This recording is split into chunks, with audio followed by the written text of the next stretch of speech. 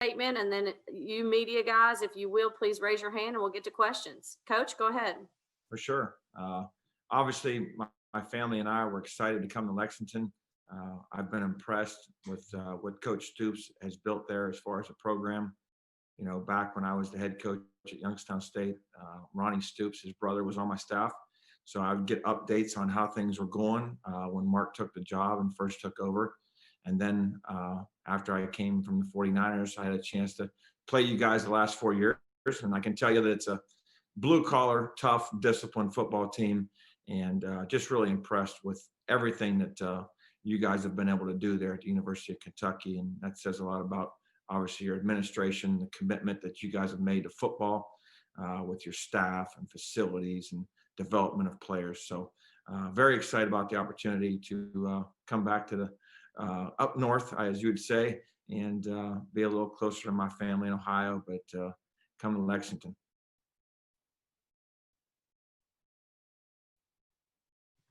We will start with Larry Vaught. Yeah, good morning, Coach. Good morning, Larry. A couple things for you. One, the obvious question. Just talk a little bit about what it's like following a guy like John Schlarman. Well, first of all, John Schlarman is very well respected in our business. I've had the opportunity because I've met Coach Schlarman several times on the recruiting trail, and you get a chance to meet a lot of coaches. At the same time, when you coach in the same conference, you have an opportunity to see his offensive lines play against other teams. So, for example, when we play Florida every year, Tennessee, Vanderbilt, Missouri, whoever you're playing, you always watch film and common opponents. And I've always been impressed with what John has done there. Their running game has been impressive. The running backs have been impressive. And more than that, just the person he is. You know, the way he handled himself the last couple of years going through a situation that he had.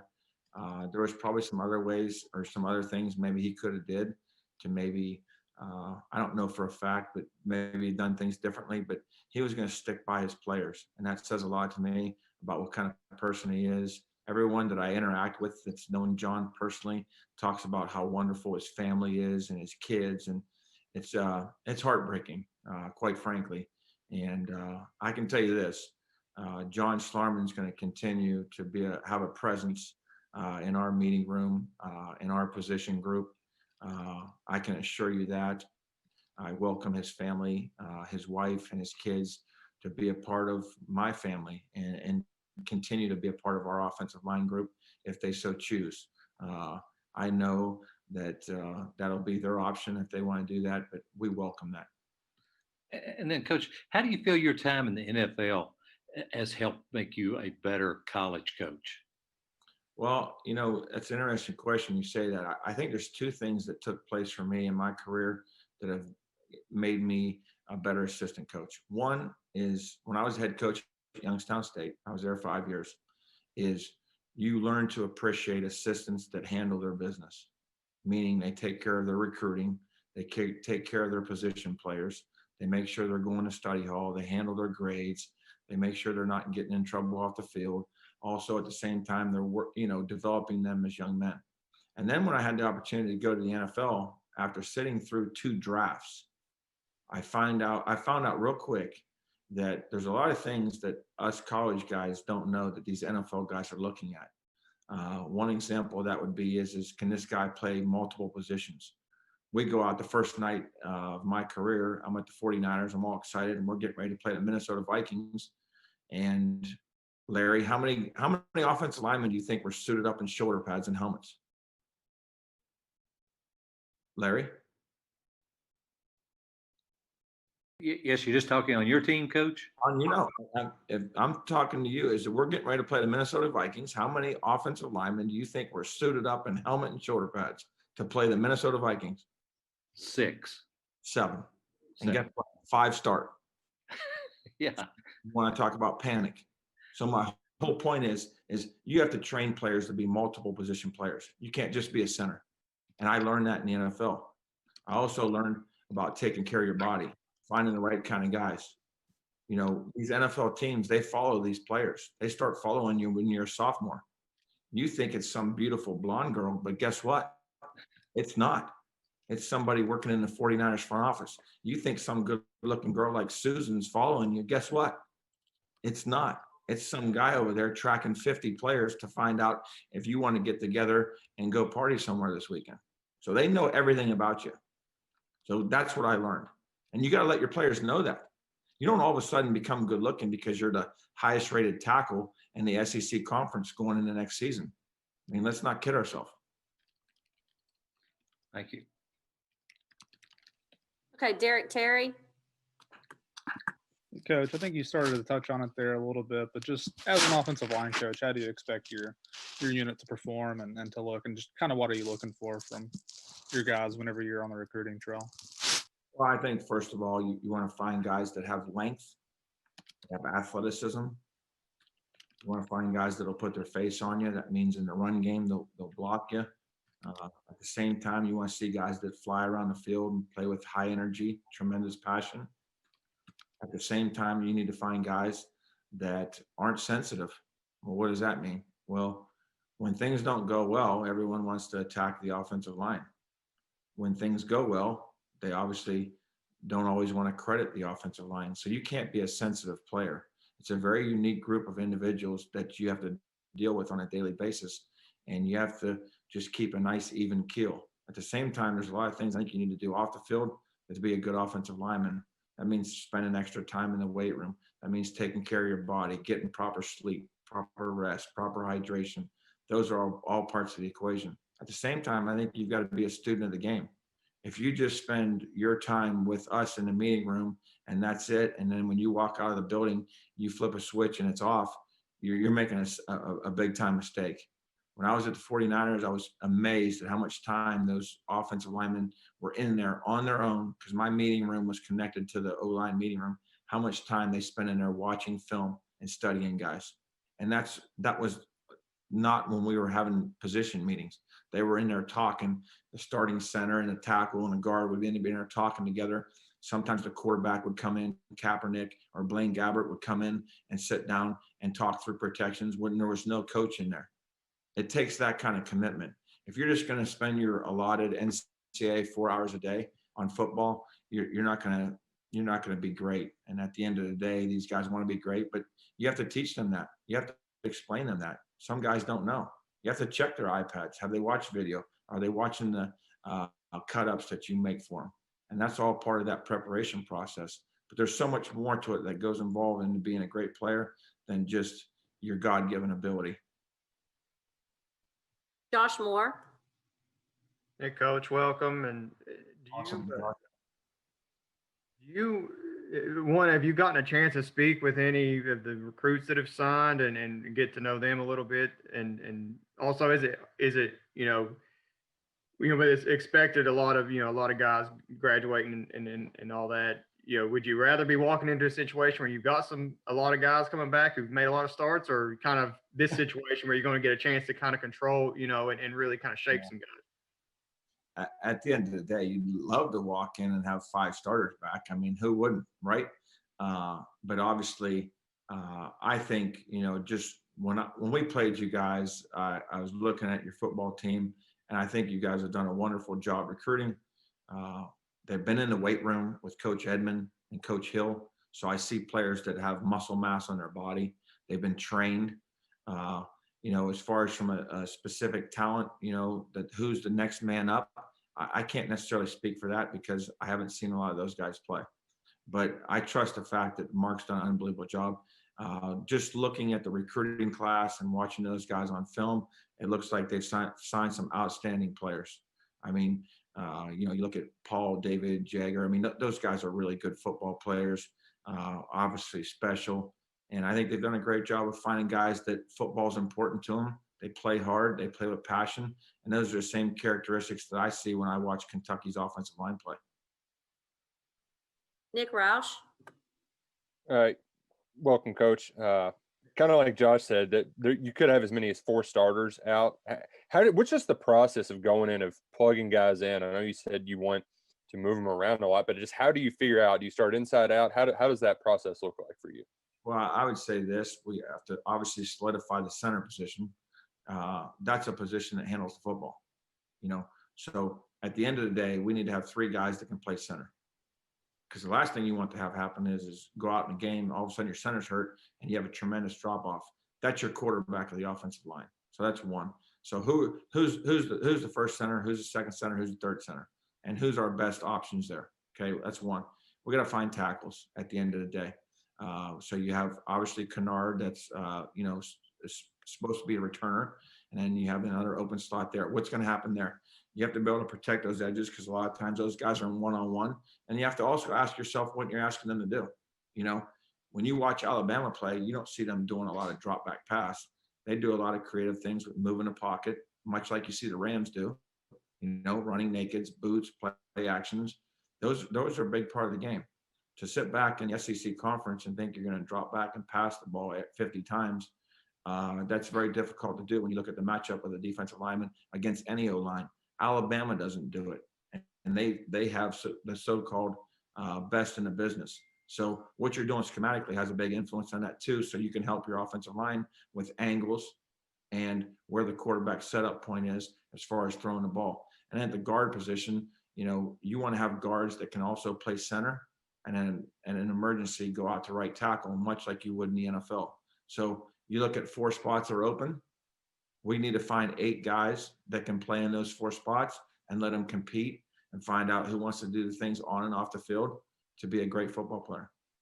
It's a little unrelated, but from a recruiting standpoint, you've been a little bit everywhere. You're one of, 23 Youngstown guys on staff. Do you have a recruiting area of expertise? I would say it depends on what organization I was with. When I was at Illinois, I used to run from Toledo to Columbus, and we did very well there. That's why Jim Tressel doesn't like me. But at the end of the day, we've done well in Ohio. Vince has got Ohio on lockdown, so we're good there. I have the ability. I've recruited Florida in the past. I've done very well in Florida. Georgia, I've done well. Virginia, North Carolina, South Carolina, and then I have a niche in Kansas with the Kansas junior colleges. And then also when I was out west, I was in LA quite a bit, and then Houston was my primary area when I was on the West Coast, and I've done well there. But I think Mark has a footprint that he wants to specialize in, and obviously he's done a very good job of recruiting and getting the right guys there. I think there's a 5 or 6 hour limit that you want to kind of stay within, but I feel good about obviously the product that we have to recruit there at Kentucky, but at the same time, it's an attractive place right now. Stoops is knocking down doors right now. I mean, let's call it the way it is. You guys just absolutely blew out Tennessee, blew them off the map. And then you look at a year before, you go in there and beat Florida. I think maybe a year before that should have beat them. So it seems like every year it continues to knock down something that's never happened before there in their program. And I think it's just a matter of time before it breaks through. Dick Gabriel. Hey, Coach, Dick Gabriel with the UK Radio Network. You mentioned Youngstown, and we've learned a lot about the Stoops brand name up in that part of Ohio. Could you expand on that a little bit, having direct experience working in that area? Yeah, sure, Chip. My situation is coming out of high school, a guy named Bob Stoops recruited me. Everyone knows who Bob is nowadays, but Bob was actually just a DB coach at Kent State University, and I went to the other private school in Youngstown, and I am undefeated against Cardinal Mooney, for the record. That's where Stoops went. But Stoops tried to get me to come to Kent State, and over Christmas break, Coach Snyder hired him at Kansas State, so he talked me into taking a visit at Kansas State. So this tells you what kind of recruiter Bob Stoops is. Kansas State at that point did not win a game in 3 years. So that means 0-33. And do you know how Bob Stoops talked me into going out to Kansas State for a visit? He said, "Hey, Wolf, I can bring you out on a Tuesday and I'll fly you back on Thursday so you don't miss your visits on the weekend." I said, "Good." And what's funny about that is one of my visits was to Kentucky when Jerry Claiborne was the head coach and Chip Garber recruited me. So I was at Kentucky long time ago, back in the winter of 1988. But that being said, I went out to Kansas State just to visit, to get out of going to school. So that's when I knew Bob was the real deal. I ended up going to Kansas State. I had 8 other kids signed Division I scholarships from Youngstown Ursuline High School. And what was funny is they were all asking me, "Are you guys the Jayhawks?" I'm like, "No, we're the Wildcats, Wildcats." So long story short, we turned the program around. Bob goes on. He goes to the University of Florida with Steve Spurrier. In the meantime, I meet Mark. We become friends. Obviously, Mike hired me at Arizona. Now the opportunity to be with Mark there at Kentucky is something that's special to me. But you're talking about a blue-collar family. One thing you understand about Youngstown people, blue-collar, loyal, and passionate. And those are all great traits to have as a person. And, you know, the opportunity to be with Mark again is just something that I look forward to. Jeff Drummond. Hey, Eric, welcome to Kentucky. All right, Jeff. Hey, I was wondering, and you kind of touched on this briefly earlier, but we were getting to know the new offensive coordinator, Liam Cohen. I actually talked to him this morning. Recently.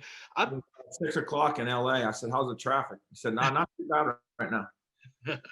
Not like you'll see here, I'm sure. But you know, we talk about offensive styles and that type of thing. I'm wondering, with an offensive line coach, are there styles within what you guys do too, or is it kind of a consistent thing across the board? So one of the things that Liam and I talked about this morning was so there's 2 guys on the Rams staff that are close friends of mine, Thomas Brown and Kevin O'Connell.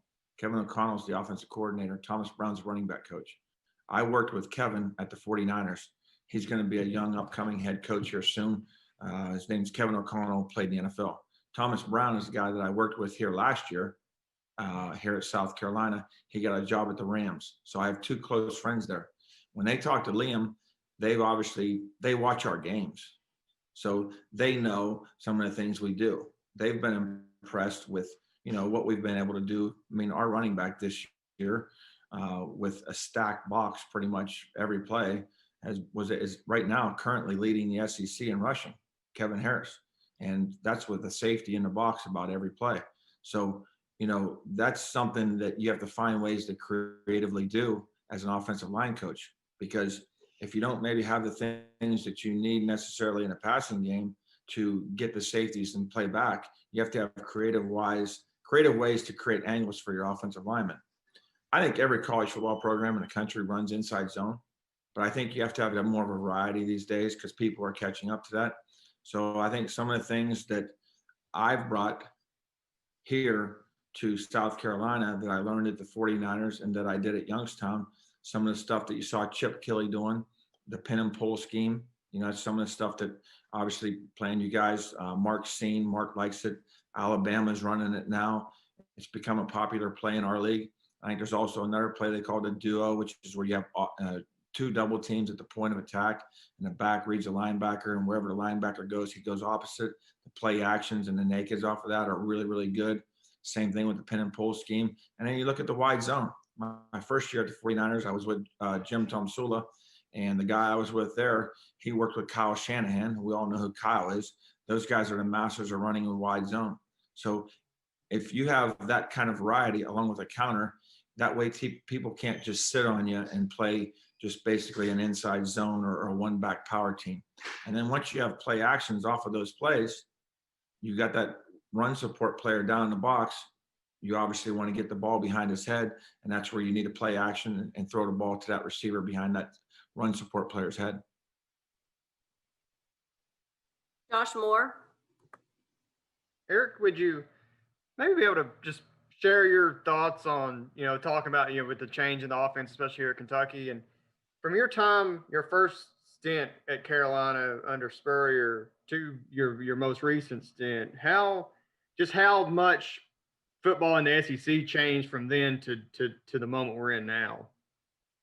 Well, I can tell you this. When I was here in 2009, I came here from Illinois, and Coach Spurrier, which is he's traditionally an under center, 2-back guy that wants to run lead draw and run some inside zone and a toss play. Well, he brought me here to implement the zone read, as we all know the zone read today.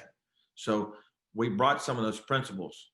It took Coach Spurrier during the course of the year a good part of the year to fully adapt to it because it was new for him. Okay. But we finally ended up making it go. I think the biggest breakout game probably was against Clemson when he ran the ball 53 times against Clemson and we beat him. And that was a big win for him. And that's what started the 5.